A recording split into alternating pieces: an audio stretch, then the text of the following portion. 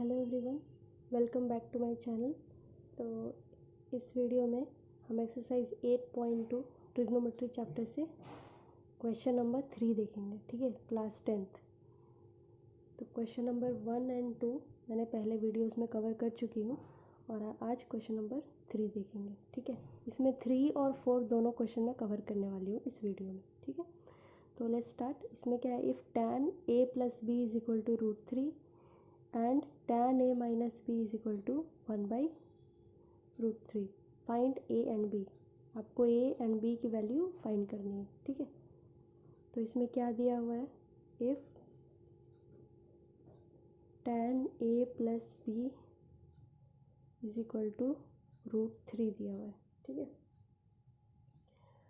तो अब इसमें देखिए √3 है, तो इसमें सबसे पहले हम ट्रिग्नोमेट्री टेबल दिखाएंगे। ठीक है, देखिए ये टेबल है, तो यहाँ पे tan a + b है, यहाँ भी हमको क्या लाना है, tan की वैल्यू लानी है। अब क्यों लानी है वो आगे आपको पता चलेगा। ठीक है, तो √3 किस में है, √3 tan 60√3 होता है। ठीक है, तो मैं इस √3 की जगह tan 60 लिख सकती हूँ।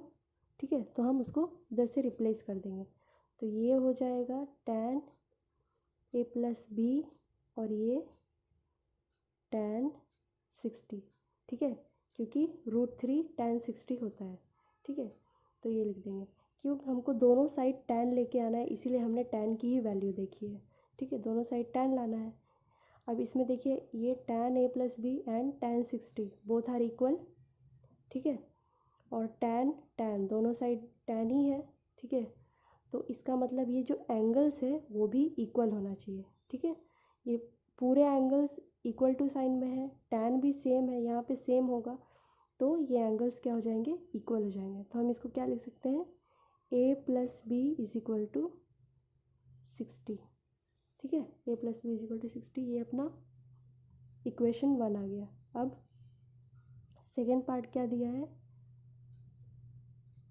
tan a - b is equal to 1/√3। तो a - b, अब इधर भी हम tan की वैल्यू देखेंगे कि 1/√3। तो अब इसमें देखेंगे कि tan 1/√3 tan में किसकी वैल्यू है, तो tan 30 की वैल्यू है। ठीक है, तो हम इसकी जगह क्या लिख सकते हैं, tan 30। ठीक है, तो अब यहाँ पे भी देखिए ये पूरा ये और ये दोनों इक्वल है, a - b और 13 को इक्वल कर सकते हैं क्योंकि tan भी इक्वल है। ठीक है, पूरा इक्वल है एंड tan भी, ये दोनों भी सेम है, दैट मीन्स एंगल्स भी इक्वल होना चाहिए तभी वो इक्वल होगा। तो a - b is equal to 30 हो जाएगा। ठीक है, अब हमारे पास क्या हुआ, इक्वेशन 1 एंड इक्वेशन 2 आ गया। इसको किसी भी मेथड से आप सॉल्व कर सकते हैं, एलिमिनेशन मेथड, सब्स्टिट्यूशन मेथड। ठीक है, तो इसमें मैं एलिमिनेशन से सॉल्व कर देती हूँ।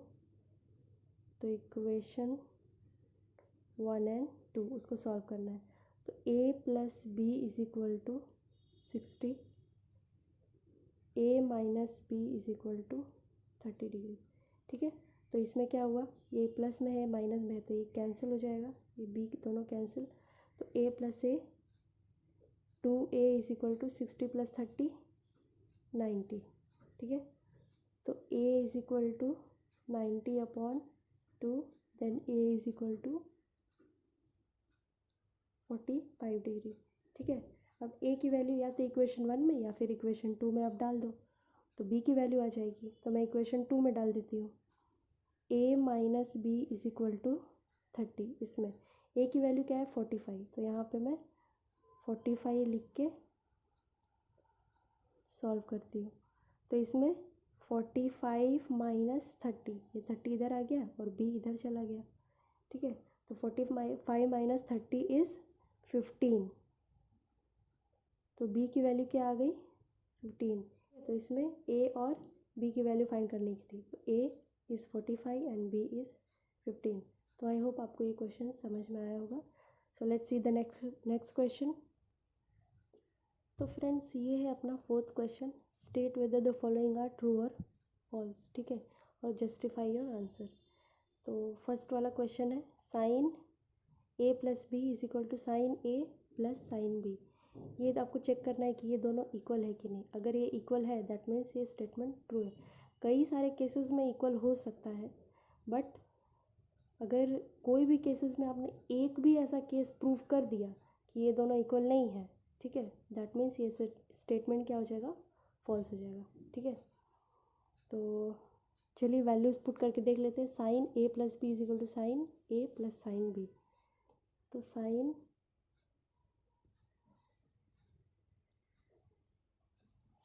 ए plus B is equal to sine ए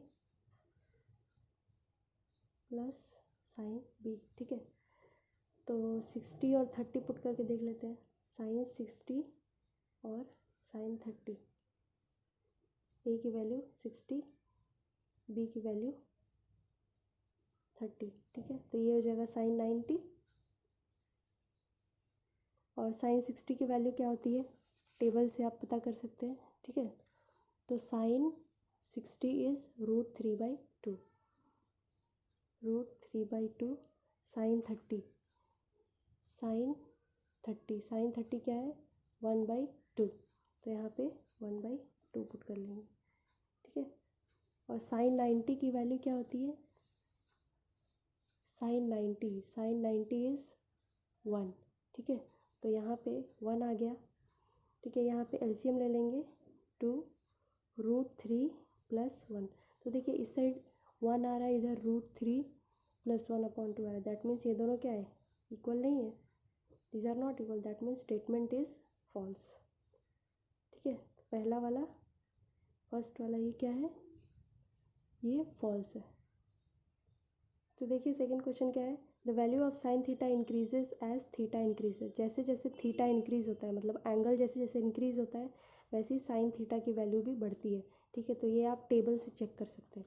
ठीक है, तो ये देखिए ये आपका टेबल है, साइन 0 0, साइन 30 1/2, साइन 45 1/√2, साइन 60 √3। इसमें क्या हो रहा है कि साइन ए, ये थीटा की वैल्यू क्या हो रही है, जैसे जैसे थीटा ऊपर इंक्रीज़ हो रहा है 30 45 60 90, वैसे वैसे ये वैल्यूज़ भी क्या हो रहे हैं, इंक्रीज़ हो रहे हैं। दैट मीन्स ये जो सेकेंड वाला स्टेटमेंट है वो सेकेंड वाला स्टेटमेंट ट्रू है। ठीक है, वैसे ही देखिए अब third question, the value of cos theta increases as theta increases. तो सेम हम लेट्स चेक, तो अपने टेबल में चेक कर सकते हैं। कॉस 0 के लिए 0 की वैल्यू देखिए 1, ये क्या थीटा इसमें क्या हो रहा है, इंक्रीज़ हो रहा है। ठीक है, तो अब इसमें देखेंगे थीटा क्या वैल्यूज़ क्या इंक्रीज़ हो रही है, नहीं, ये धीरे धीरे क्या हो रही है, ये सारी वैल्यूज़ डिक्रीज़ हो रही है। ठीक है, दैट मीन्स ये स्टेटमेंट क्या है, फॉल्स है। ठीक है, तो जस्टिफिकेशन में बस आपको यही कॉस की वैल्यू जो है वो लिख देनी है, लिख के दिखा देनी है कि ये जो है इंक्रीज़ नहीं हो रहा है। तो अभी नेक्स्ट क्वेश्चन देखिए, sine theta is equal to cos theta for all values of theta. ठीक है, जितने भी एंगल्स सारे थीटा की वैल्यूज़ के लिए sine theta cos theta equal होता है। तो ये आपको बताना है ट्रू है कि फॉल्स है। तो देखिए टेबल में साइन 0 क्या है, 0 है, कॉस 0 क्या है, 1 है, साइन 30 क्या है 1/2 √3/2। इसमें सिर्फ इक्वल है, बाकी सब में क्या है, डिफरेंट है।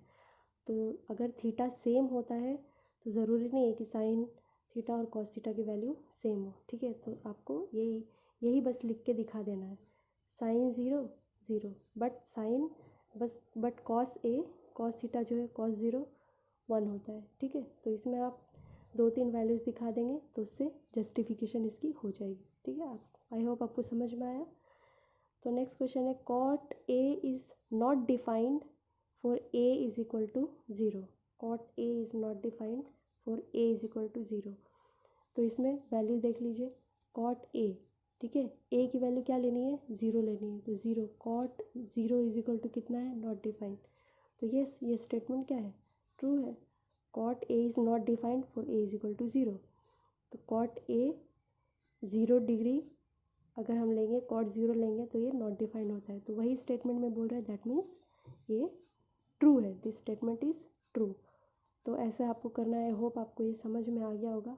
अगर इसमें कुछ भी अगर आपको डाउट है तो प्लीज़ आप मुझे कमेंट करिए। तो उसका सॉल्यूशन मैं आपको ज़रूर दूँगी। Thank you so much for watching my video.